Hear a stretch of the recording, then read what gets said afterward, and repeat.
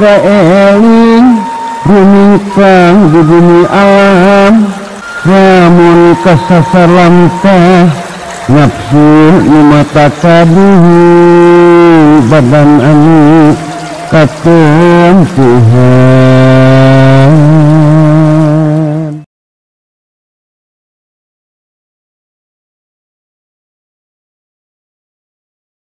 Jadi kanyahokeun ku urang masing-masing yang jampang deketna jeung panggampangna menuju Gusti Allah teh nyaeta melalui jalan zikrullah. Salian dina kitab hadis, dina kitab Al-Qur'an oge loba katerangan anu eusikna marentakeun ka jalma-jalma anu ariman pikeun zikrullah. Sebagian diantarana ya ayyuhalladzina amanu dzkurullaha dzikran katsiran. Hei jalma-jalma anu ariman sing eling aranjeun ka Gusti Allah ku eling anu saloba-lobana atawa ku eling anu tanpa wates wangeunna. Tuluy ayeuna lamun anjeun arek balik ka Gusti Allah melalui jalan zikrullah, maka anjeun kudu nyaho kana pedomanana supaya teu kasasar lampahna, supaya teu sasab di jalanna.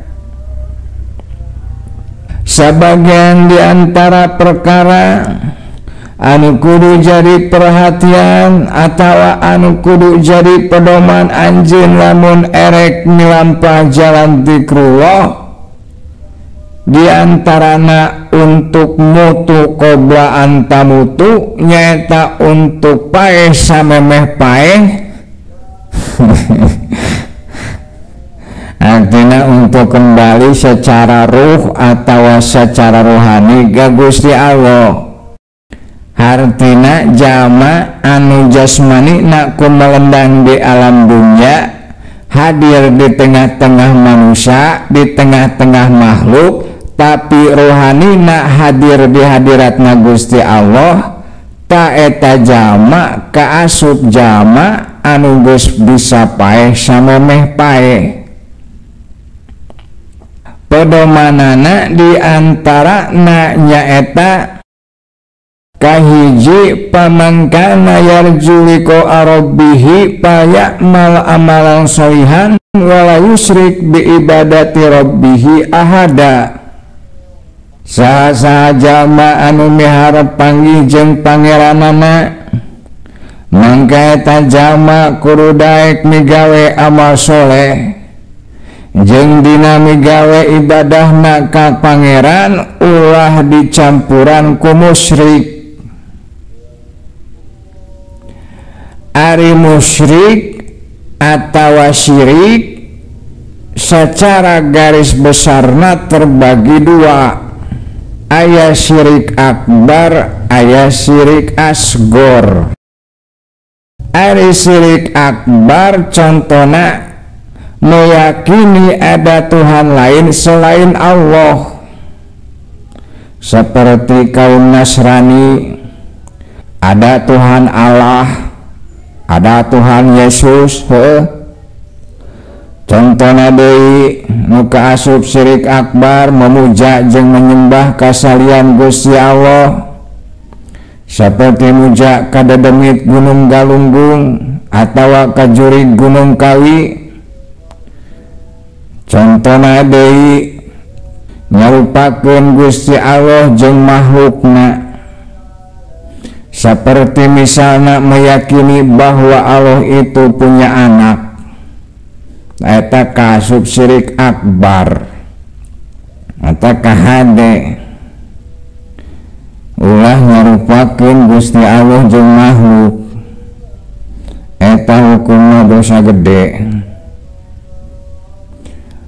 Sedengkeun ari syirik asgor contona namun ente migawe amal soleh atawa amal ibadah niatna lain karena Allah tapi karena hayang dipuji ku manusia, atawa karena hayang dipilih ku manusia, atawa karena hayang viral, atawa hayang terkenal, hayang menang duit loba secara instan jeung sajabana, taeta kaasup kana syirik asgor, syirik leutik.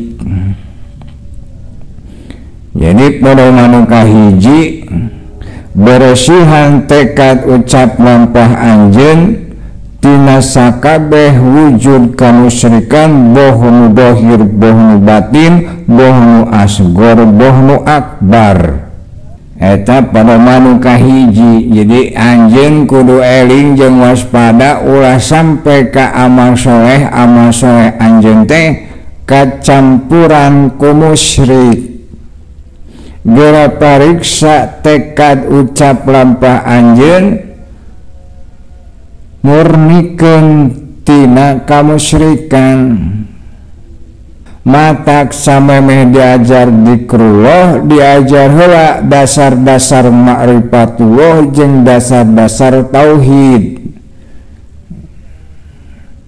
Sabab dua perkara eta kaasup kana faktor anu ngalempengkeun kana akidah anjeun, saperti kana pamadegan jeung kana kosad atawa patekadan. Nu kadua, lakon kana lakum fi rasulillahi uswatun hasanah liman kana yarjullaha wal yaumil akhir wa dzakarallaha katsira. Saestuna geus aya dina diri Rasulullah alaihi wassalatu wassalam contoh anu alus keur aranjeun, nyaeta keur jama-jama anu miharep Gusti Allah jeung poe akhir, jeung anu loba dzikir ka Gusti Allah. Artina anjeun kudu nyunah Rasul, kudu ngilu ka Kangjeng Nabi Muhammad alaihi wassalatu wassalam, kudu aku jeung Kangjeng Nabi Muhammad alaihi wassalatu wassalam, jeung naon anu parantos dicontohan ku anjeunna. Ulah patojaiyah jeung Kangjeng Nabi dina urusan beragama. Misalna Kangjeng Nabi Muhammad alaihi wassalatu wassalam kantos ngadawuh, Buistu bisyariati wal haqiqati, kaula diutus ku Gusti Allah teh mawa dua perkara, nyaeta syariat jeung hakikat.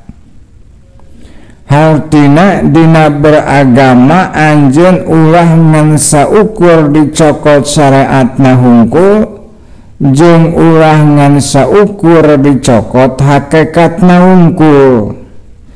Tapi kudu utuh saperti aslina, saperti nu dibawa ku Kangjeng Nabi. Hartina ente kudu bisa ngagabungkeun syariat jeung hakikat. Dohir ente bersyariat, batin ente berhakikat. Sabab ari jalma anu beragama ngan sabelah hungkul, misalna ngan syariat hungkul, maka eta jalma teh kaasup ahli bid'ah. Sabab geus ngurangan kana risalah nu dibawa ku Kangjeng Nabi. Kana risalah Kangjeng Nabi mah ulah erek ngurangan, ulah erek nambahan. Ngurangan kaasup bid'ah, nambahan oge kaasup bid'ah. Jeung ari jalma anu beragama ngan saukur syariat hungkul, maka eta jalma tohir ibarat bebegig, aya dohirna tapi eueuh batinan. Sedengkeun ari jalma anu beragama ngan hakikat hungkul, maka eta jalma teh lir ibarat jurig, aya batinan tapi eueuh dohiran. Ari bebegi jeung jurig eta duanana lain manusia. Heueuh. Ari manusia mah manunggal, nyaeta lahir jeung batin jadi satu kesatuan atawa ngahiji. Ceka saulang sabagian ulama, asyariatu bila hakikotin atilatun wal hakikoti bila syariati batilatun. Ari syariat tanpa hakikat eta teh kosong, jeung ari hakikat tanpa syariat eta teh batal kitu. Eta nu kadua. Jadi ente kudu bisa manunggal, kudu bisa nunggalkeun syariat jeung hakikat dina hirup, dina sepanjang perjalanan ente ka Gusti Allah. Nu katilu sampurnakeun akhlak ku akhlak anu mulya. Innama bu'istu liutamima makarimal akhlak. Dawuhan Kangjeng Nabi Muhammad alaihi wassalatu wassalam, saestuna kaula diutus teh nyaeta pikeun nyampurnakeun akhlak ku akhlak anu mulya.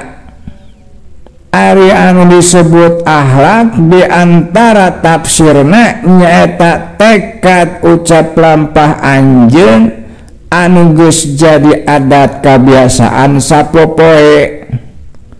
Eta disebut akhlak. Artina ente kudu bisa hijrah tina kebiasaan-kebiasaan goreng kana kebiasaan-kebiasaan anu hade anu loyob jeung kamulyaan akhlakna Kangjeng Nabi, atawa anu dicontohan ku Kangjeng Nabi, atawa anu dibawa ku Kangjeng Nabi. Sebagian tina ilmu akhlak ayana dina fantasawuf. Cek terangan tu sebagian ulama ahli tasawuf, at-tasawuf huwa husnul huluk. Ari tasawuf teh nyaeta akhlak anu alus. Jadi lamun jama ngaku ahli tasawuf tapi akhlakna teu alus berarti dusta. Cek sabagian deui awalu tasawuf huwa tajridul qasdi ilallah wa akhiruhu huwa takhalluqu bi ahlakillahi ta'ala. Ari awal tina tasawuf nyaeta ngamurnikeun niat atawa fatekadan ka Gusti Allah. Sedengkeun ari akhir tina tasawuf nyaeta berakhlak dengan akhlak-akhlak Gusti Allah. Dawuhan Kangjeng Nabi Muhammad alaihi wassalatu wassalam, innalillahi akhlaqan kasyiratan faman tahlaka wahidan minha daholal jannah. Saestuna Gusti Allah teh kagungan pirang-pirang akhlak, mangka sajalma anu berakhlak ku salah sahiji akhlakna kagungan Gusti Allah, mangka eta jalma teh baris jadi jalma anu asup ka sawarga. Dawuhanana deui, bi ainas aqrabu ilaika ya Rasulullah yaumal qiyamah. Kangjeng Nabi kantos ditaros ku para sahabat, ya Rasulullah saha anu pangcaketna ka salira anjeun engke di yaumul qiyamah. Fa'ajabahu mangka ngajawab Kangjeng Nabi Muhammad alaihi wassalatu wassalam, ahsantum hulukon. Ari jama anu pangdeketna jeung kaula engke di yaumil kiamah teh nyaeta jama anu pangalusna akhlakna. Hartina makin banyak persamaan antara akhlak anjeun jeung akhlak Kangjeng Nabi, mangka anjeun beuki deukeut jeung Kangjeng Nabi. Lamun anjeun beuki deukeut jeung Kangjeng Nabi, maka beuki deukeut jeung Gusti Allah. Sabab Allah deui hamba anu pangdeukeut-deukeutna jeung Gusti Allah teh angin Kangjeng Nabi. Kalau Sayyidina Ali karamallahu wajah pintuna Rasulullah, mangka Rasulullah mah pintuna Gusti Allah. Artina anjeun moal bisa asup ka hadiratna Gusti Allah tanpa ngalangkungan Rasulullah, tanpa ngalangkungan ajaran Rasulullah. Jadi lamun ente hayang usul ka Allah tapi dipake ku ente ajaran dukun atau ajaran sejen, ajaran Hindu, ajaran Buddha, ajaran Konghucu, jadi saja bana moal bisa. Eta mah disebut lagi agama ardi, eta mah agama jijieun manusia, lain ti langit, lain ti Gusti Allah. Kada ulah campur adukeun. Jadi ente kudu tersambung jeung Rasulullah. Jeung ari salah satu cara untuk tersambung kepada Rasulullah diantaranya adalah dengan cara meneladani akhlakna Rasulullah anu agung, anu mulia gitu. Maka kenalilah ku ente Rasulullah supaya ente teh mengetahui akhlak-akhlakna Rasulullah anu agung teh kumaha, anu mulia teh kumaha, untuk diteladani ku ente dina kahirupan ente sapopoe. Jadi semakin banyak kemiripan akhlak ente jeung akhlakna Rasulullah, ente beuki kuat sambunganna jeung Rasulullah gitu. Ini sebagian cara tawasulnya eta meneladani akhlakna. Ini tawasul teh nyambungkeun. Muka opat fa'asa antakrahu syai'an wa yaj'alallahu fihi khairan katsiran. Boleh jadi anjeun teu mikaresep, boleh jadi anjeun mikangewa kana suatu perkara, padahal Gusti Allah Subhanahu wa taala geus ngajadikeun dina eta perkara kaalusan anu loba. Artina dina menempuh jalan karidoan Gusti Allah, umat ulah aya goreng sangka kana nanaon, boh ka Gusti Allah, boh ka manusia, boh kana kajadian-kajadian jeung kaayaan-kaayaan, boh kana masa depan anu can puguh datang. Jaga pikiran ente untuk selalu positif thinking, untuk selalu berpikir positif, untuk selalu berbaik sangka. Dawuhanana Gusti Allah dina hadis qudsi, ana inda doni abdi bi indona khairan falahu indona syarran falahu. Kaula nyubadanan sangkaanana hamba-hamba ka kaula, mun sangkaanana alus mangka manehna meunang kaalusan, mun sangkaanana goreng mangka manehna meunang kagorengan. Ingat-ingat ku ente, lamun ente goreng sangka ente bakal meunang kagorengan, lamun ente baik sangka ente bakal meunang kebaikan. Jadi kumaha ente eta mah rek meunang kagorengan, rek meunang kebaikan. Dawuhanana deui dina Al-Qur'anul Karim, ya ayyuhalladzina amanu istanibu katsiran minad dhanni inna ba'da dhanni ismun. Hei jalma-jalma anu ariman, ulah loba sangka sabab saestuna sabagian tina sangkaan-sangkaan teh eta teh dosa. Jadi kahade ulah goreng sangka ka batur heuh. Nu kalima wa ma tasyauna illa ayyasha Allah. Manusia teu bisa menghendaki kecuali dikehendaki Allah. Hirup jeung kahirupanana sakabeh manusia, sakabeh makhluk, sakabeh alam sadayana berlangsung bukan menurut kehendak kamu, bukan menurut kehendak ente, bukan juga menurut kehendak batur, tapi sadayana berlangsung menurut kehendakna Gusti Allah. Ingat-ingat ke ente. Taku sabab gitu maka adamu i'tiradi alan nasi bima jaro alaihim min af'alihim wa amalihim khairon kana au syarron.